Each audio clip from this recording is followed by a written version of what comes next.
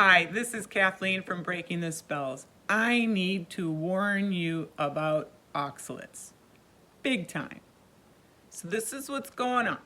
The superfoods that are popularized that make people think they're only doing you good are loaded with anti-nutrients.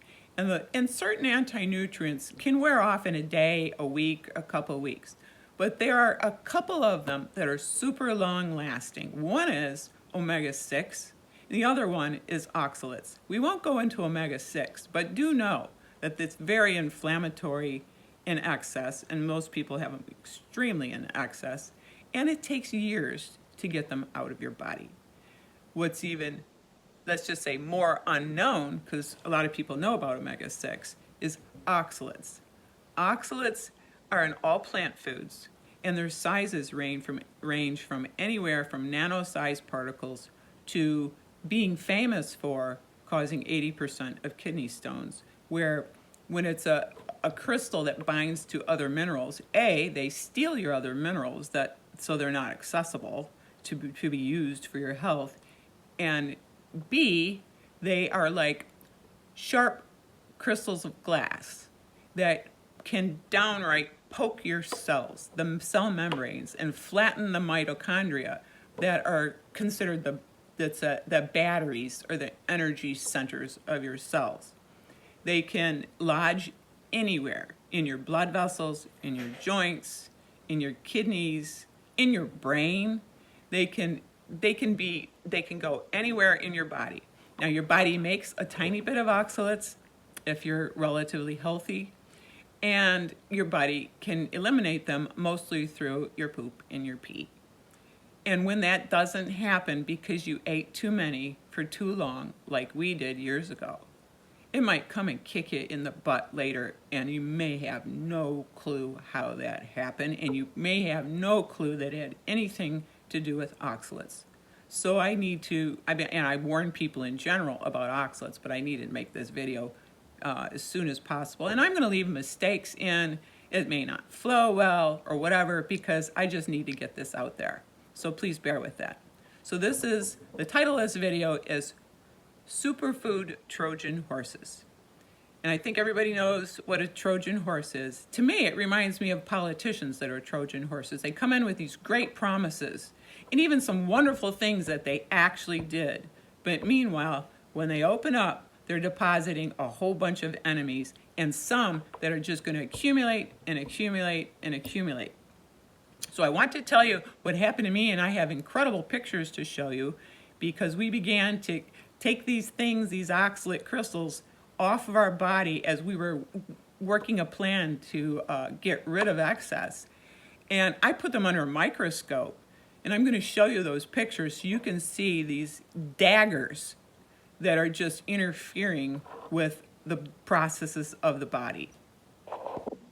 Again, superfoods are popularized for all their nutrients. A, they may have anti-nutrients that block the assimilation of those nutrients, and they also carry with them these darn oxalates. So the superfoods I would consider super popular, that are loaded with oxalates, that are depositing in your body and probably not getting rid of that much relative to what's coming in, is spinach, beets, beet tops, to some extent even celery, not so much lettuces. All nuts, especially almonds, peanuts, and cashews. And they're in cacao, which is so popular. They're in black and green tea. They're in turmeric, which is praised for being so anti-inflammatory. They're in cinnamon, which is praised for helping your blood sugar. And they may literally do those good things. However, it's really hard to get rid of excess oxalates. What they do is they build up over years, and then they cause illnesses and symptoms where most people have absolutely no clue that they're doing that. So I wanted to warn you, really please take this seriously. Let me tell you what happened to us. My husband and I spent 20 years being a vegetarian, 10 of which were vegan.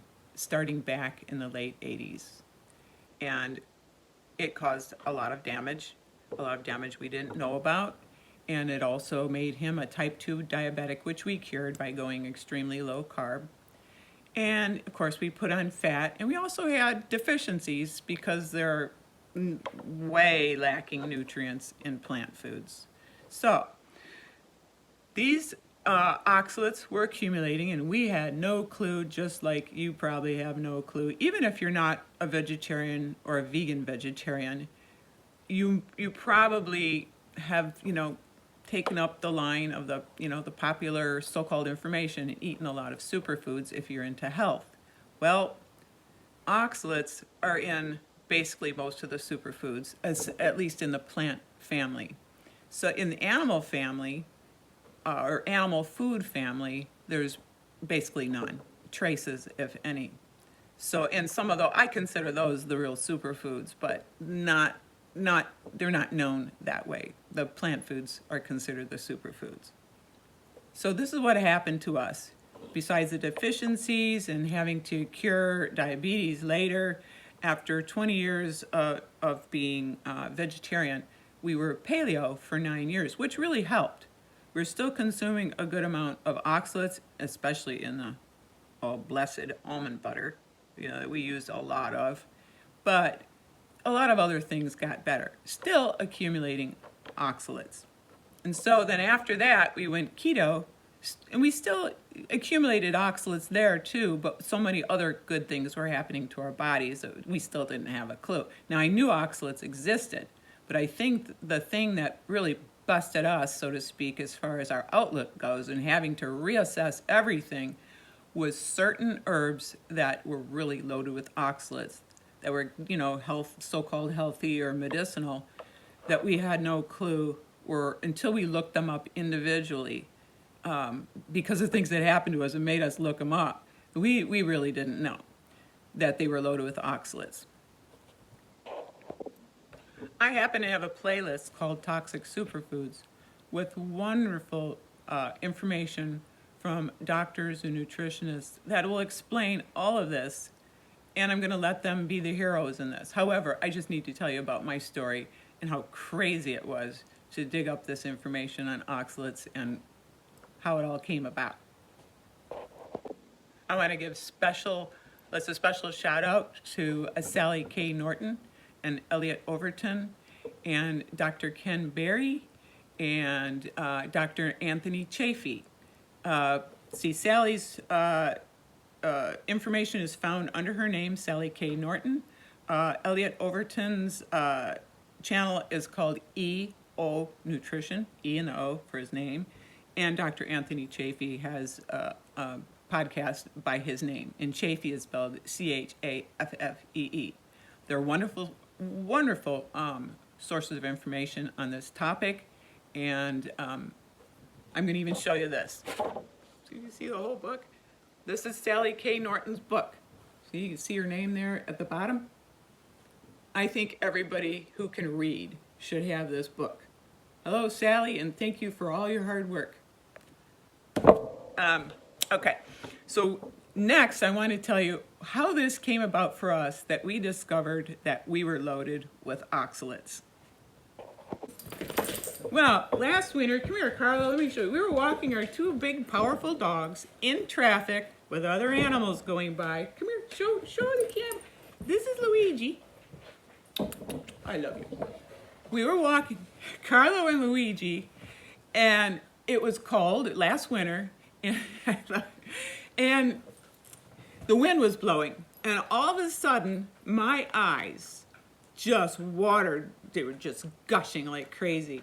And here we are in traffic with two big dogs. We gotta make sure they don't cross the path of the wrong person or the wrong dog.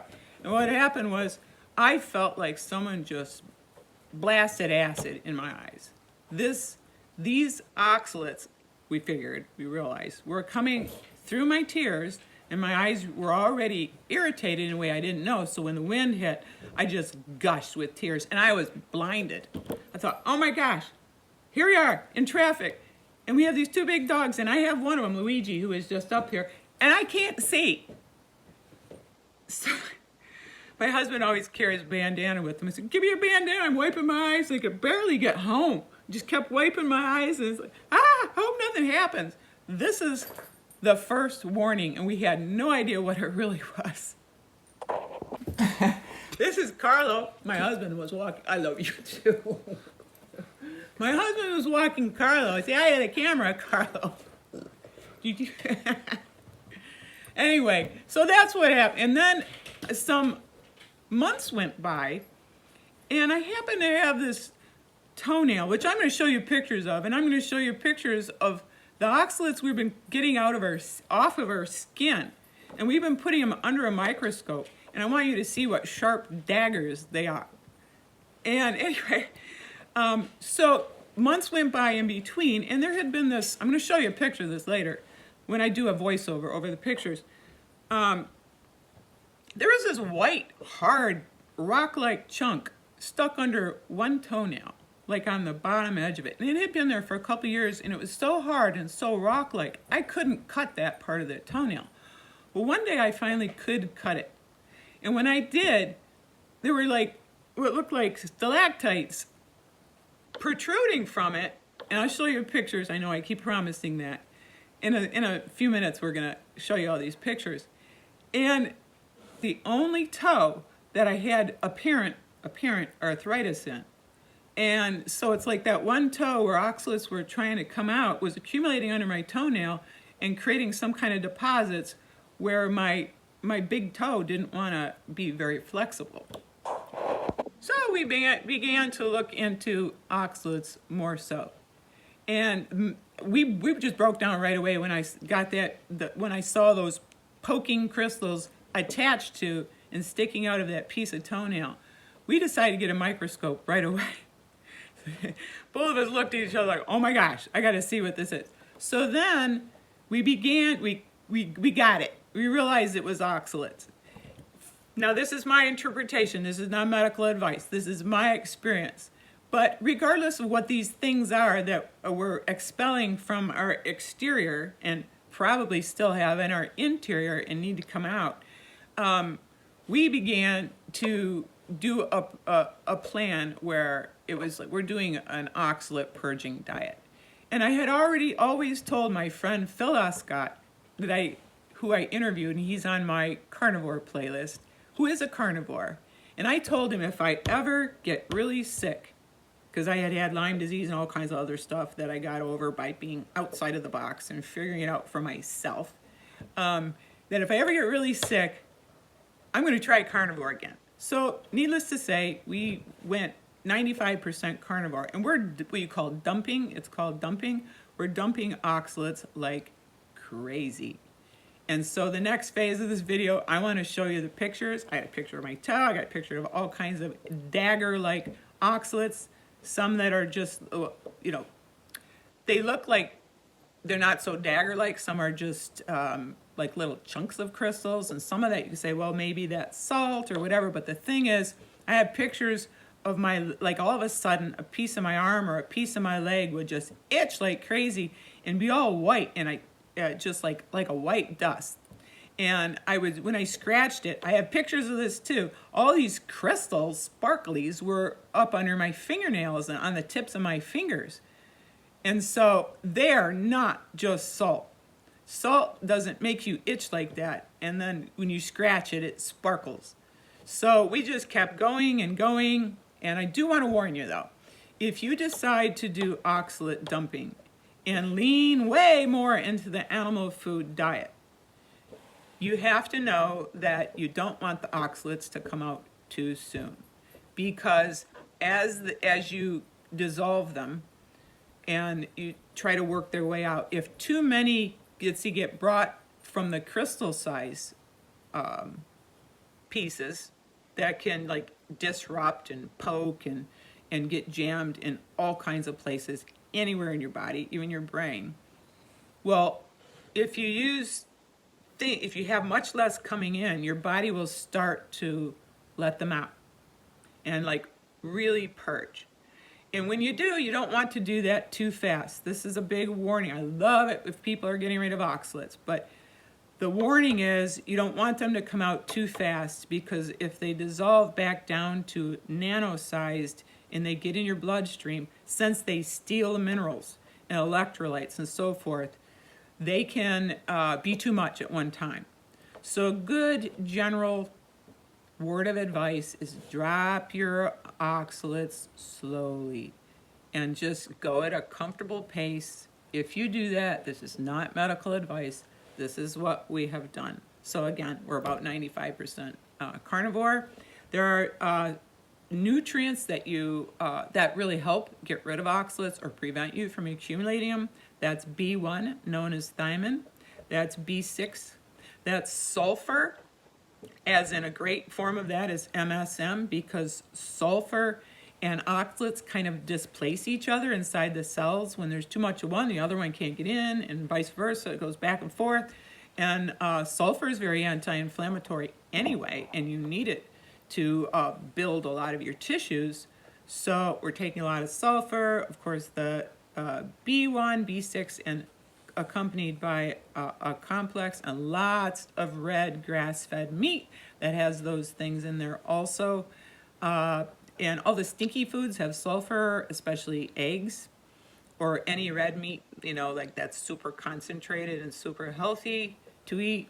Has pretty much all you need. Thanks, Dr. Chafee. He explains that very well in my carnivore playlist. And also electrolytes. What happened to my husband in the last couple of years was he developed POTS. That's called postural orthostatic tachycardia syndrome. Basically, you know what it means? You can't hang on to your minerals. And oxalates steal minerals. They bind to them.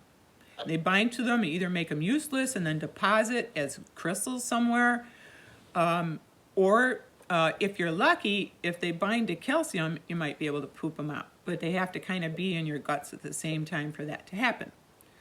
Okay, so I'm going to get to, what we did. Back up.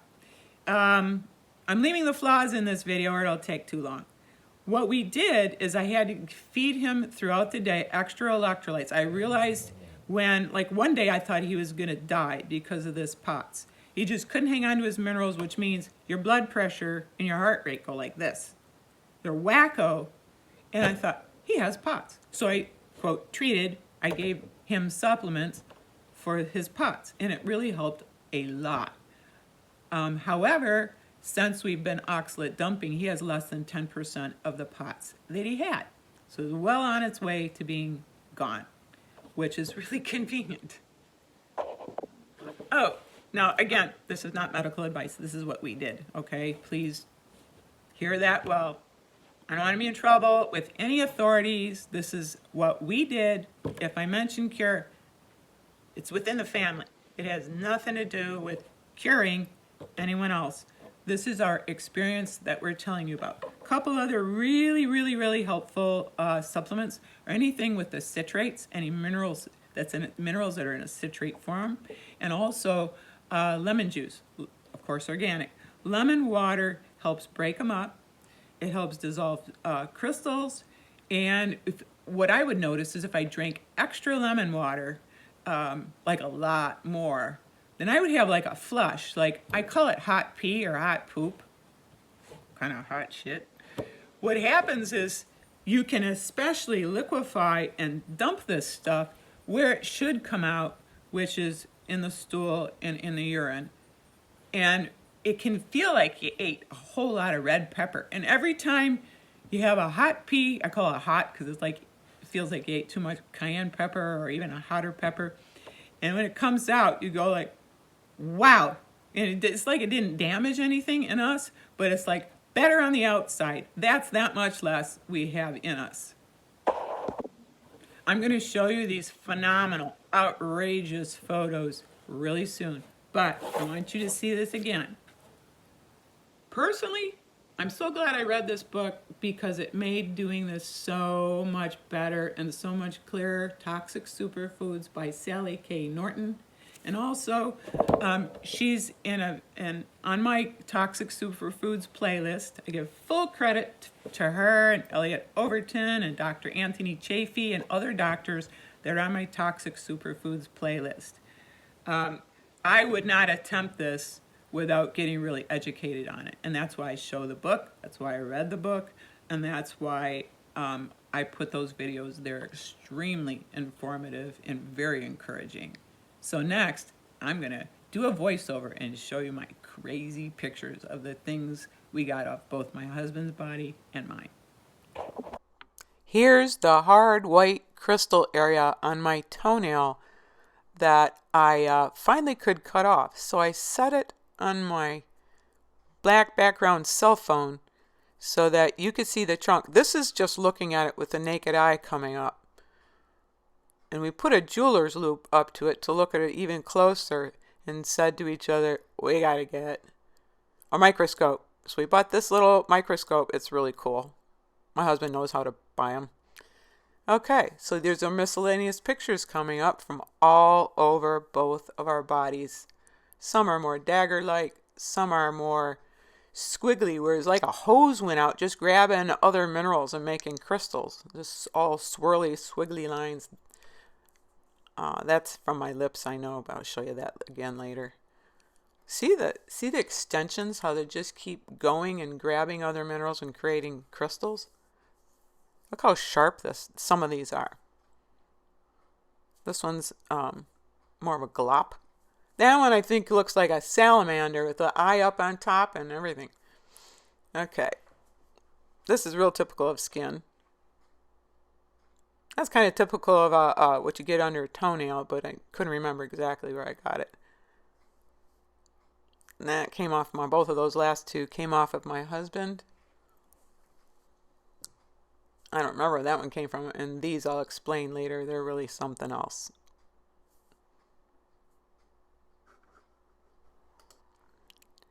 These pictures are typical of on the skin, that white dusty skin that you want to scratch off and look sparkly on your fingertips. And also, the one you may have already seen coming up. This is definitely, I remember scratching that off my leg. And this one here is from just up under a fingernail. And so is that. And so is that. This next group of pictures all came from my husband's ears. He would just feel something in there and we would drop it on a black background, look at it with a jeweler's loop, and decide whether it went under the microscope or not, and these made the cut. It looked like squiggly, like larvae giving birth to spider webs, and this one's a dagger. There's another dagger. And there's a dagger coming out of some skin debris. There's another dagger. Here's that itchy, rashy, nasty crystal dust on my leg. I normally don't have skin like that. Then I'd scrape it off, look up close to my fingernails with a jeweler's loop, and it's just sparkly. And here's another spot. I actually made it bleed in one spot. And then I had this unique little thing that other people might have thought was crusty ringworm. And as it turned out, it was just a crystal chunk, and then it healed really fast.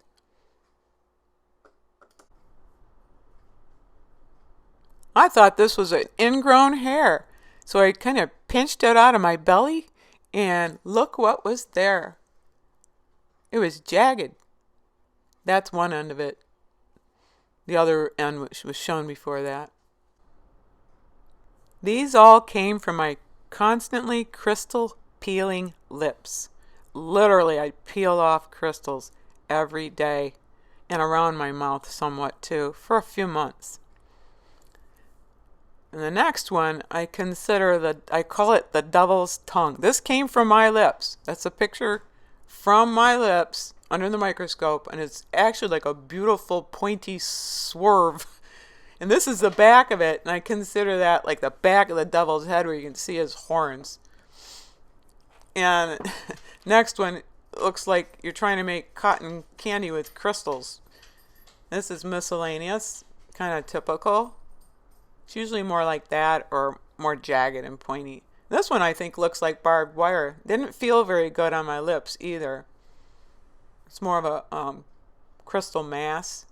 Look at the protrusions. Look how it's obviously grabbing minerals and getting longer and longer. You can see some blood in there too. That one, there's a salamander. All from my lips. There's a, I don't know, some kind of dangerous tool in war. Strange, strange. That's another thing to have not on you and nice and off of you. Lots of protrusions where it looks like they kind of wander out and just grab minerals as they're coming by. Look at the spikes on this thing.